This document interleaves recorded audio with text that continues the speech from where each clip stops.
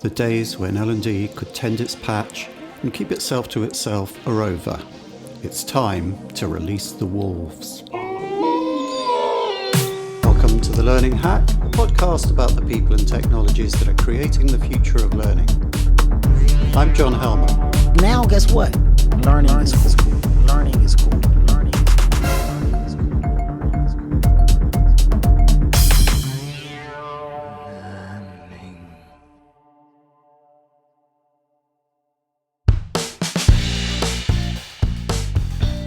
One of the great things about my job as host of The Learning Hack is that I get to talk to the really serious thinkers in L&D.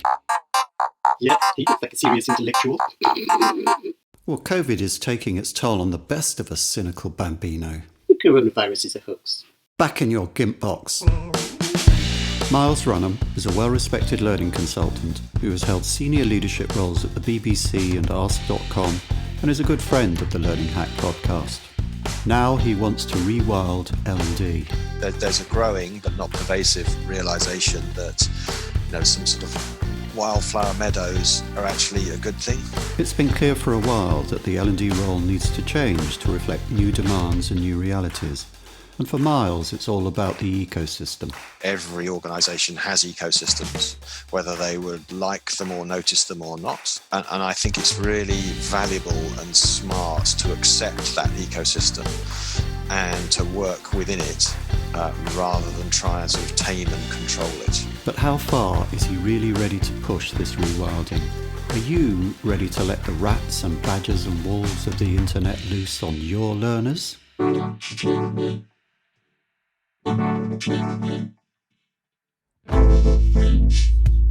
Welcome back to The Learning Hack. Myles Runham, your last visit was back in January, which now seems like a world away. So how have you been faring during lockdown? Yeah, it's a good question. It feels like almost like another lifetime now, January. I can picture the scene and it doesn't feel so familiar now. I think I'm doing okay. Sort of healthy and well, working purposefully and gainfully, I hope. And family and friends seem healthy and well.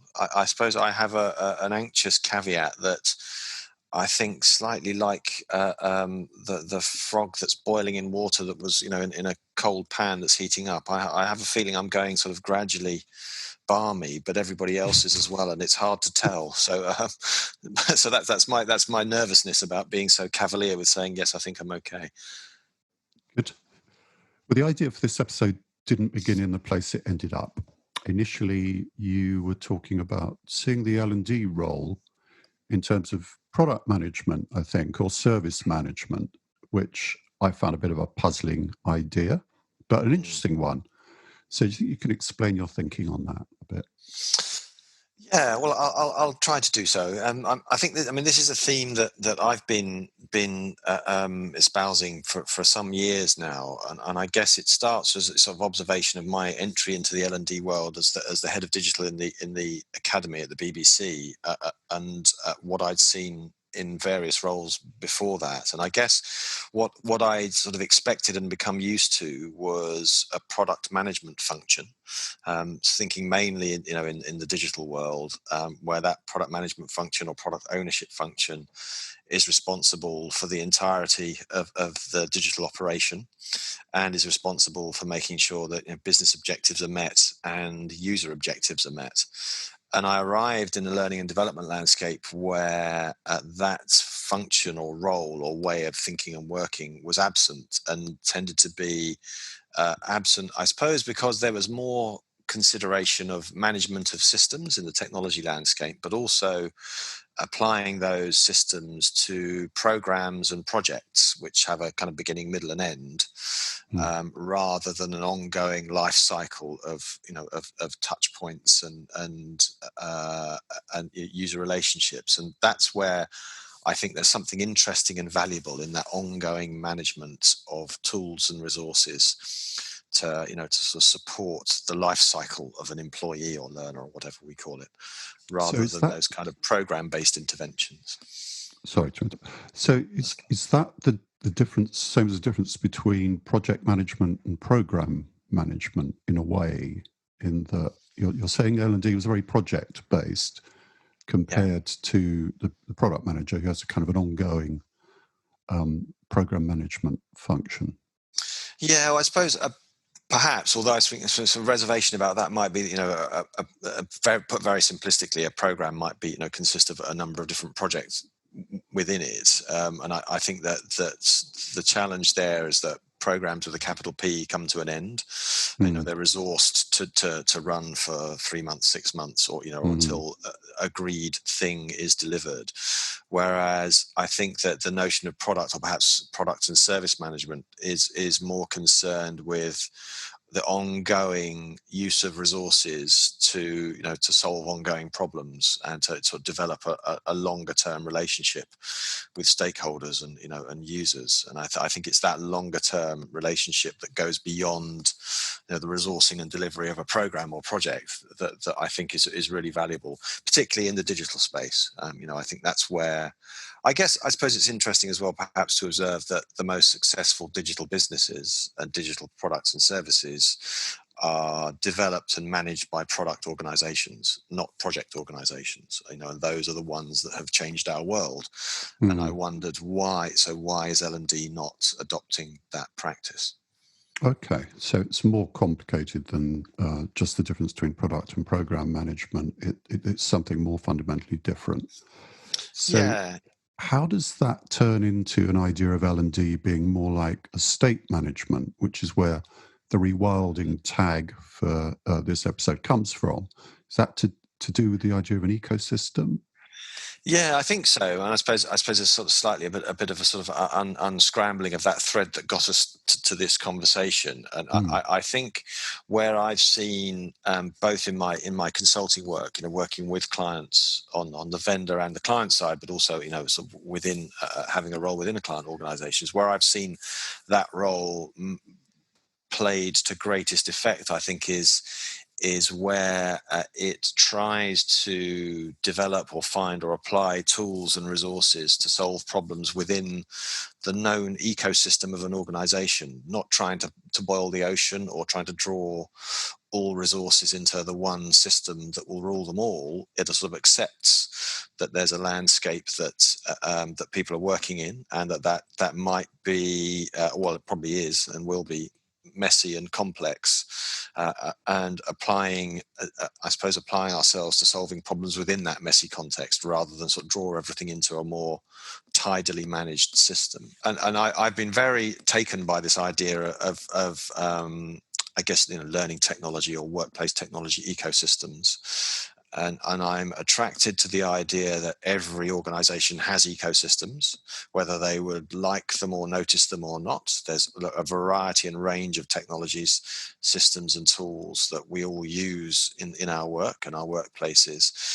And I think it's really valuable and smart to accept that ecosystem and to work within it, rather than try and sort of tame and control it. And I think there's that theme of sort of taming and controlling, which is an impulse, or can be an impulse in the kind of HR and L&D worlds, and which maybe is leading us into this idea of working within the sort of estate management metaphor, within the metaphor of an ecosystem.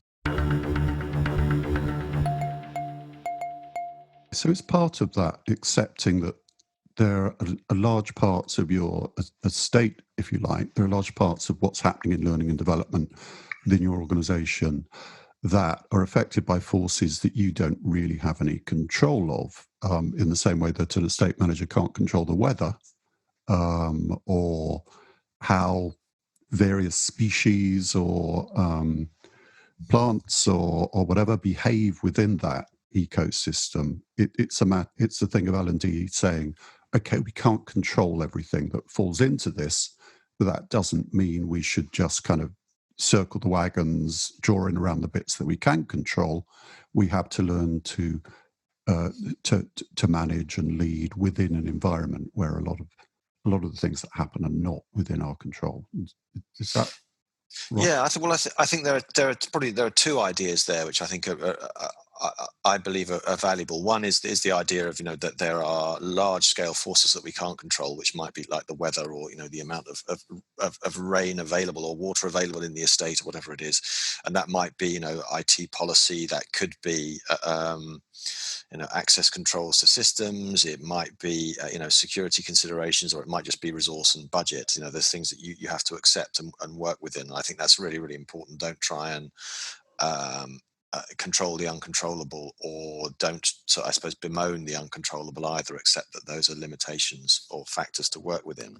I think there's another idea in there as well, though, which is slightly different, is that and this is where I think the ecosystem idea is quite interesting, is that the organisms within an ecosystem may thrive best if they're just left alone to get on with it, and rather than being managed and sort of mechanically managed, you sort of nudge and offer the circumstances that might make them thrive best, and sort of encourage that, rather than try and sort of direct the behavior more in a more linear fashion. So if we can backtrack slightly, what's wrong with the way L&D currently conceives of its role? In other words, what is it about the usual way of doing stuff that makes a paradigm change necessary, in your view? So I think I suppose there's a cultural component, and this is a generalization, so this might not be this isn't necessarily fair or true across the board, but I think there is an impulse within the L&D and the HR world to have ordered and tidy environments. And I think partly this sort of part of this is the way that we look at an ecosystem, or from a stakeholder's perspective, tend to look sort of down on it from a distance and spot what looks like chaos and mess and inefficiency, and that may or may not be true, but we need to sort of be less concerned with that impulse to tidy it, and more concerned with what it's like to sort of live and work within it, and make the best of that, I think. So there's sort of a cultural impulse of control, I think, is one challenge. And I think aligned to that is sort of some of the roles that come from that, sort of learning technology manager versus, sort of perhaps service manager, etc. I think can then institutionalize some of that. Surely it's not only the L&D department or the L&D leader who has an impulse to control, it's the stakeholder who likes to see an appearance of control rather than kind of weeds and wild grass all over the place and the messiness that you're talking about. How do you deal with that problem? Because within certain organizations, it's very difficult to operate in that kind of way. It requires a lot of trust from stakeholders. Yeah, that's very true. I think there is, that impulse to control isn't only an L&D challenge. It tends to be, it's borne out in, perhaps in operations roles and in IT management as well. I guess, if you sort of return to the ecosystem metaphor, I suppose there's a growing but not pervasive realization that, some sort of wildflower meadows are actually a good thing. That they support organisms that are not supported by and benefit from a well manicured lawn. And I guess that's where we need to try and make progress to understand that there are other benefits that aren't so apparent from that carefully managed tidiness. And a part of that, I think, is a perceived lack of control, and I guess it's around trust as well. Where organizations can struggle to trust what employees might do with their new tools and technologies.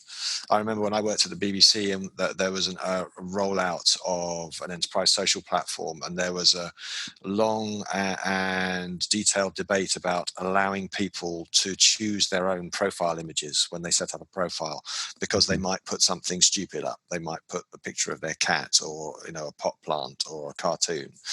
And it was, one end of the debate was, well, so what? Does that really matter? And the other end of the debate, well, people could do anything and this will be chaos. And underneath that debate was, do we trust our people to behave properly? So how different is it to think of an L&D role in this way? Does it require new skills or even new people? I think one of the things that's come out of your last answer is that obviously communication, negotiation skills, how you explain this to your stakeholders, how you take them with you, it is an important skill. But perhaps that's an important skill already. But what new perceptions, skills, personnel, hiring policies might L&D need to bring this about?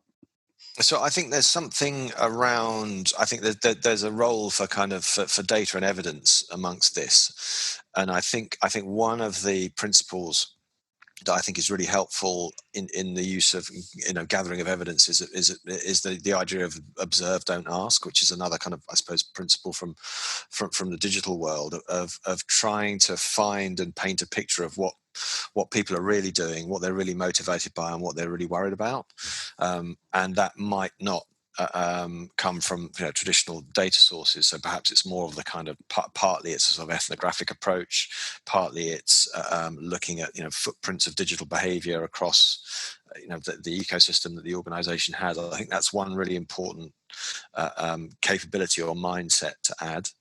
I think there is something really. I think it's it's often said, and I think is an important challenge, is that consulting and advisory relationship and sort of genuine partnership with business stakeholders as well, and in part to have, I suppose, a conduit for talking about those issues and challenges and focusing on the real problems rather than the perceived problems. I think that consulting relationship feels like a really important component as well. So I think those are two areas which I think there's opportunity to extend, I suppose, the capabilities of the L&D world into those spaces. We talk a little bit more about data because it's such a hot topic, and I think that data sources is one of the things that is kind of felt to be out of the control of L&D people, that they're continuously told they must get more interested in data, improving impact and impact data. And they find it really difficult to get hold of that stuff because of the operational requirements within the business or politics or accountability or whatever. So how does that relate to, because if you're an estate manager, data is obviously really important in how you kind of manage your estate. And as you're saying, if a lot of it is kind of stepping back and listening rather than asking, how do you deal with the kind of lack of access to data sources, and what new data sources might there be that L&D should look at? Well, I suppose in my experiences, we tend to start from learning data, learning with a capital L, which is often the data that's produced by or extracted from the systems that, that are ours. They are, the learning technology suite or stack or whatever you might call it. And I think whilst that's important, I guess it's overcoming the limitations of the pictures you can paint with that data that feels really important. So I think it's partly about the relationships with the people who manage the systems that also house and offer access to other stories from technology that feels really important. And that might be the IT folks. It might be people further into the comms or HR world, where they can help paint a picture of what else people are doing. I suppose what I saw in my days before working in L&D, I was used to dealing with data sets, not only digital data sets. This might be consumer data sets from qualitative data, quantitative data, and traffic data that described the landscape and the world and the behavior of our users. So I'm thinking back to my days in the search engine industry, where we had rich data sets about behavior. And part of that behavior was consumer behavior, part of it was behavior on our search engine, part of it was commercial behavior and response to advertising, etc. And it was very, I guess I still miss that picture, that richer picture of data that describes our consumers and stakeholders across that landscape, rather than pigeonholed into the systems that we own and control. Experience.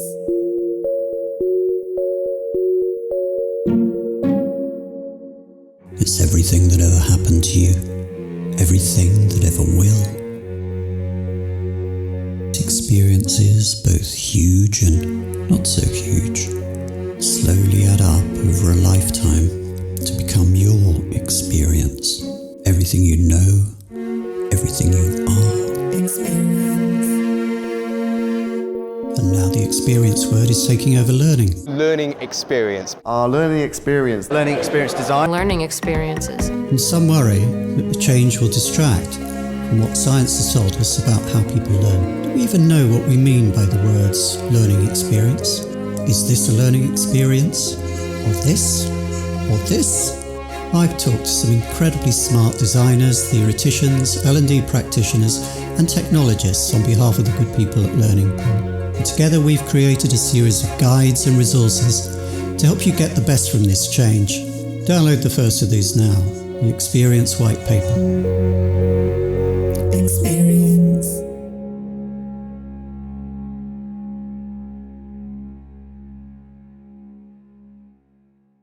Can you point to any specific examples of this way of operating in the wild, so to speak, that you're describing? Are there heads of L&D or organizations that you've come across who are behaving like this already? Beacons of hope and example?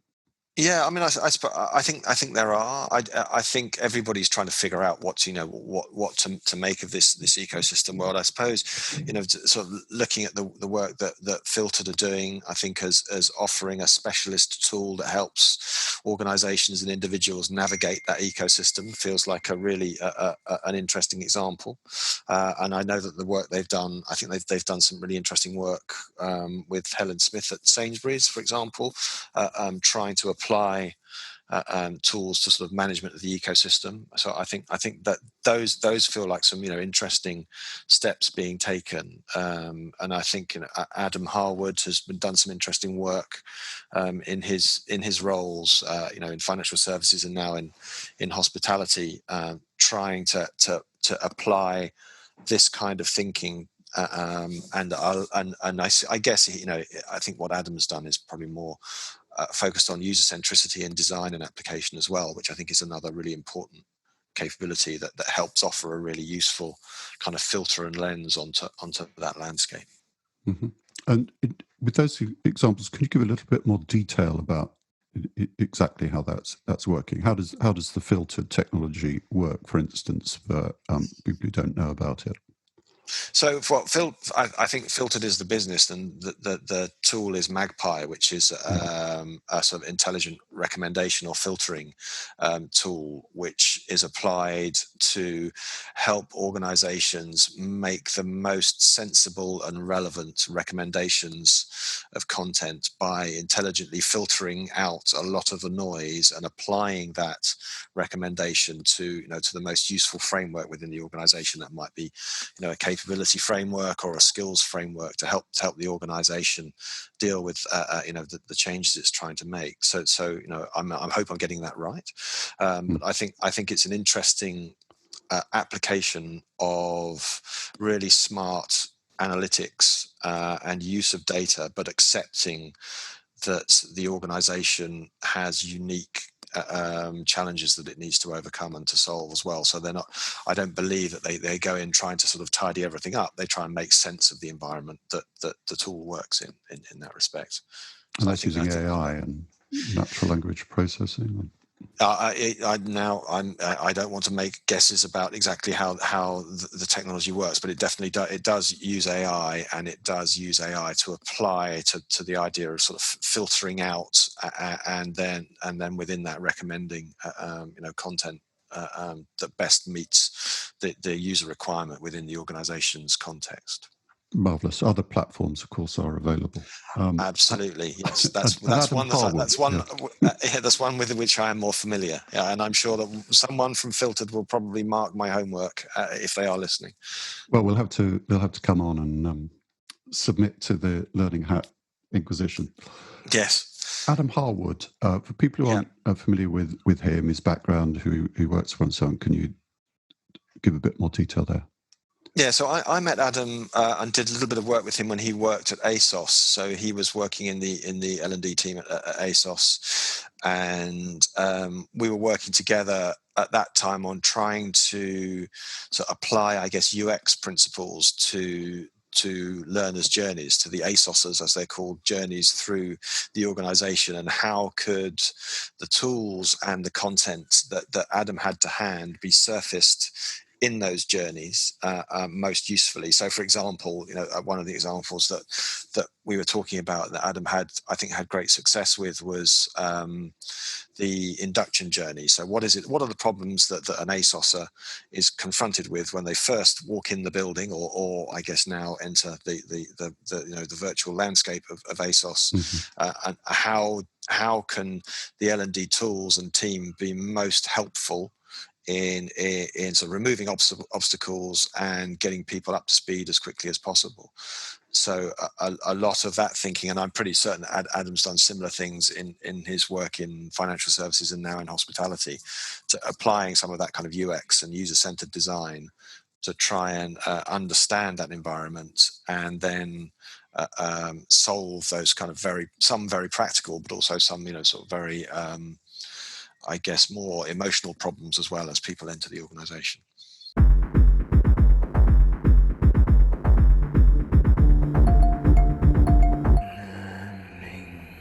What are the potential blockers here that you think might stop this change of attitude happening? In fact, what are the most significant ones, you think, if maybe you want to count off three?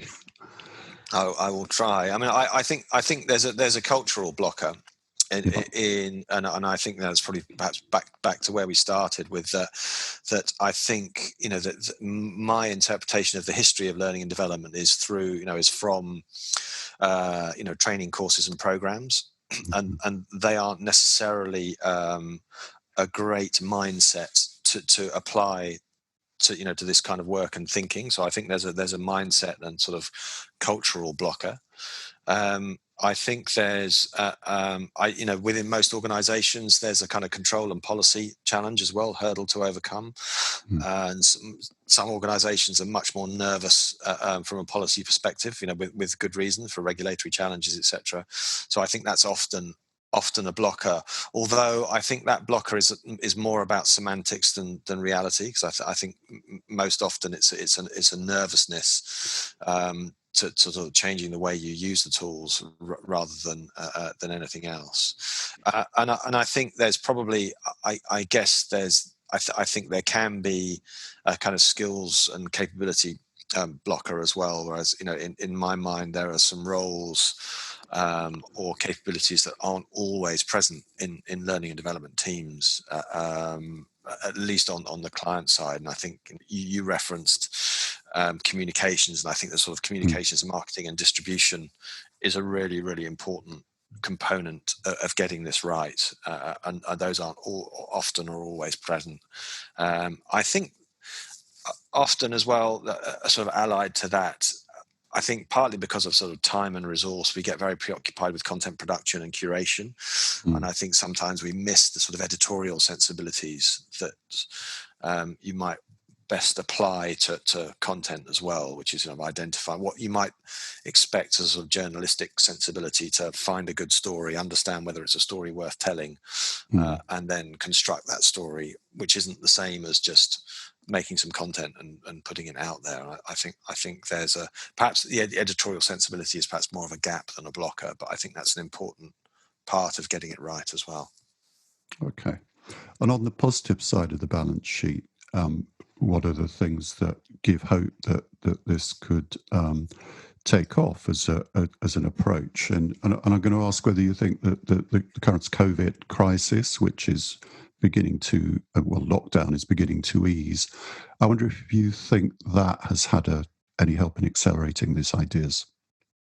I suppose I guess I'm nervous about espousing what the impact of COVID is, because it feels to me like we're very, very early on, and one of the principles that I try to apply with any conversation on this theme is none of us know, and any signal of certainty is to be treated with suspicion. So with those having offered those caveats, I'll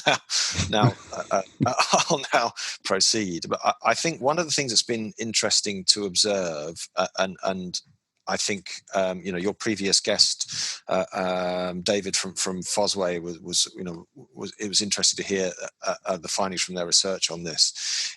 I think there's an introduction of tools into the workplace now, which people are using for getting to grips within their own ways, and Microsoft Teams is probably the most obvious poster child for this, where Teams has arrived in lots of organizations as a very powerful and very well configured and designed toolkit that allows people to communicate, collaborate, and share content and share ideas and organize themselves. And I think there's a great opportunity there that some of the technology adoption challenges that the learning and development world has encountered, famously with the LMS, I suppose, perhaps the arrival of some of these tools and technologies necessitated by our COVID lockdowns have overcome some of those barriers. And I think that I'm quite hopeful about that. I think that's quite interesting. I think it's quite interesting as well that in a lot of organizations, and again, this is an assumption, not from evidence, but I think we've been thrown into the digital deep end and just had to get on with it. And actually, in lots of cases, and in many cases, we have got on with it. We've sort of inflated our pajamas or whatever it is to invent buoyancy aids, and we've found swimming instructors to hand. We haven't booked a swimming training course, but we've kind of got on with it. And so I think there's some kind of interesting and hopeful signals there. And in part, perhaps that's, what we also need to do to support that is kind of get out of the way when we're in the way and allow people to sort of get on with it. But I think it's I've been quite encouraged by some of those, what I think I've seen over the last few months. And it certainly is the case, as I think David pointed out, that there's kind of corporate platforms like Teams and so on. That's an example of something that L&D can benefit from using, but of which they're not in control. In other words, they're not the people who own that. It's not a learning specific piece of kit like an LMS. So perhaps that kind of plays towards this sensibility. I'd like to kind of push the metaphor as far as it will go before it falls over. I think we've kind of established the idea of estate management, in that you're kind of not in control of anything. It's something that's going all the time, 365 days of the year. It's not a project or a program. You have limited control over everything. Data is very important.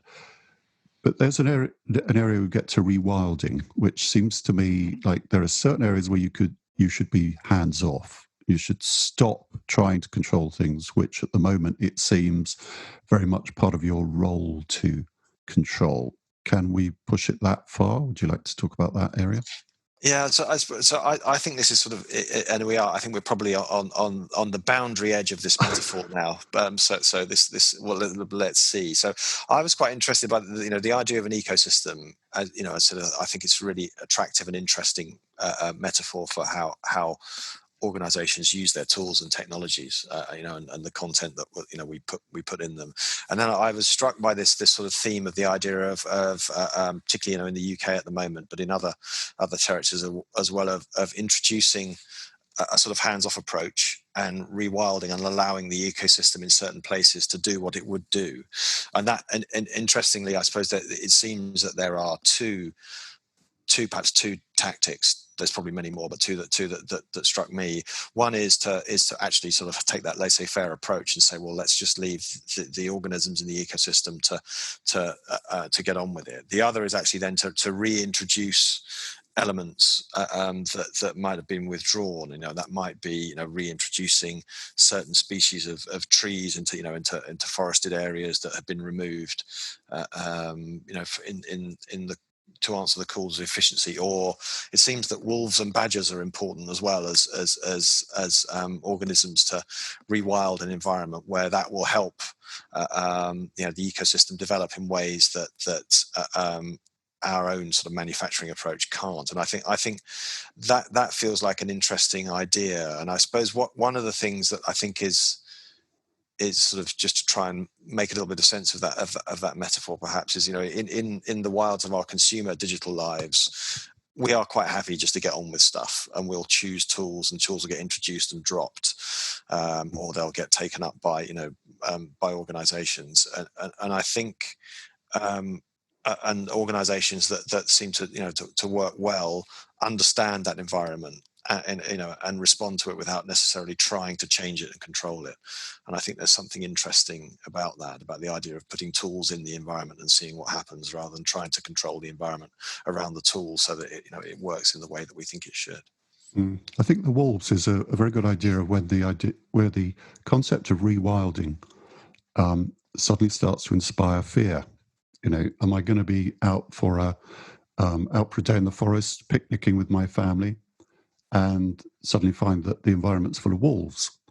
I think in the L&D context, maybe the equivalent of that is, okay, you have a lot of messaging going around that you're not in control of.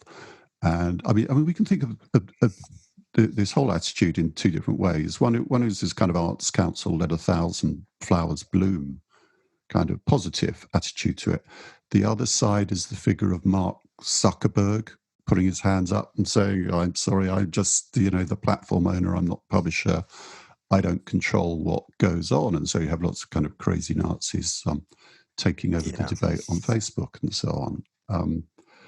Where are the beasties here? Where are the dangers? And what does L&D really need to be aware of as it goes? Yeah, I suppose there's I think there's a real danger, which is it's not a potential danger, it's a current and actual danger, which is probably closer to the Facebook example of questionable authority. So how do we try and support and amplify those signals of genuine authority and experience, and try and sort of reduce or avoid people taking up the advice of charlatans and snake oil vendors. And I think that's a real challenge, and we can see that in the wilds of the digital world. It's true on Facebook, Twitter, YouTube is rife with advice from people who may or may not be helpful and genuinely useful. It's not necessarily about being qualified. I suppose it's about having genuine authority. So I think that's a real challenge, and I think it's a challenge within organisations as well, is to try. There's a great potential for collaboration and social tools to connect people who have a need with any and the best expert, but are those experts not necessarily qualified? I don't think that's necessarily the answer, but are they, can they support their authority? And I think that there is a challenge there, definitely. What are your 3 top tips for people who want to get going and put this into action? So I think one of the things that I found helpful at the start of any initiative, particularly if you're starting afresh, or perhaps you're going into sort of less charted territory, is to try and agree in an open way and in a collaborative and collegiate way a set of principles that will guide you, and that can help guard against some of the fears, perhaps guard against the arrival of too many wolves, but also try and help focus on what you think is most valuable. And that might be maybe a principle of as you might introduce a principle of only taking decisions when you're satisfied you've got good evidence to do it, or you introduce build, measure, learn as a principle, for example.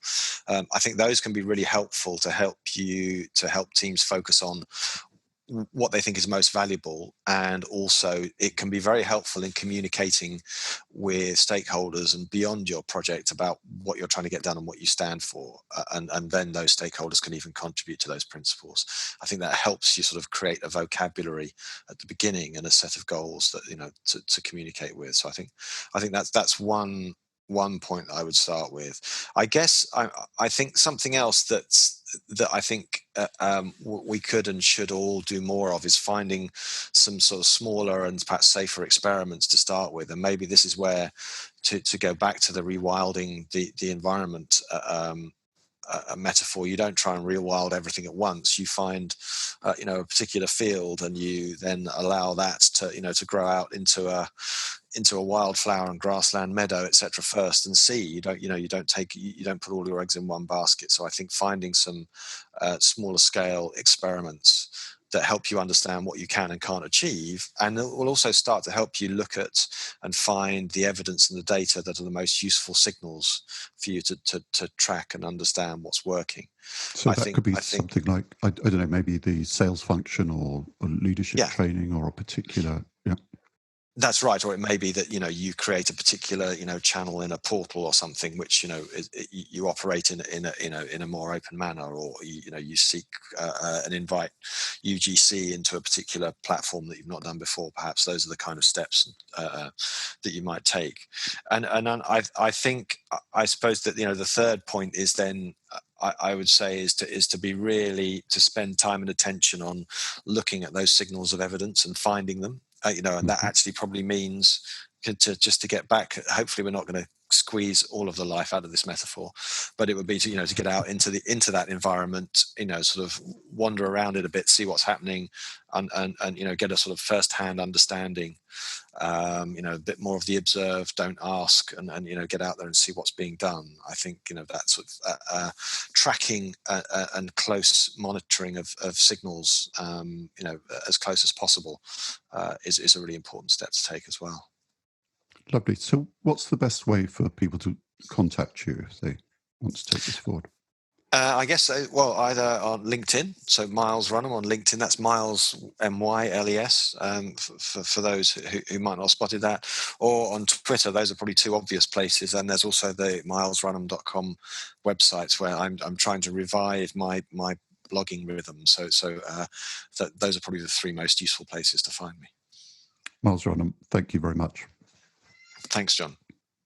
That's all on the Learning Hack podcast for this time. Many thanks to Myles and to our sponsors, Learning Pool. And a special thanks to you, our loyal listeners, who've stuck with us during lockdown at a time when many other podcasts have had declining numbers. You rock. The Learning Hack is completely independent and transparently funded by sponsorship. Please subscribe on your podcast platform of choice or on our YouTube channel. And if you're keen to help other people find us as well, please leave a review and a 5-star rating. If you want to sponsor or give feedback about anything at all, you can reach me at John Helmer on Twitter or on my website, johnhelmerconsulting.com. Next time on The Learning Hack, we're talking to Paul Matthews about learning transfer. Now I finally get it. Bye for now.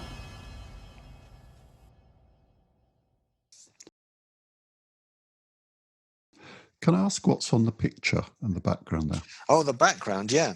It's actually not a picture. It's a piece of art. So it's right. bone. They are. Let me see if I can. Can you see that? Okay. Yeah, horns. They are. Yes, it's horns made of bone-handled knives. Oh yes. So it's like it's dinner actually knives, a person. Yes, that's right. So cooking knives and dinner knives. There's a friend of my wife's, an artist, who made various different scales of them, and we had them. She commissioned them from her. Yeah, it makes quite a good sort of zoom backdrop as well. So if you can get them in the right place. Yes, do that again. Yeah. That's a screen cap. Use that as a screenshot on the for the podcast episode. Yeah, you may regret that.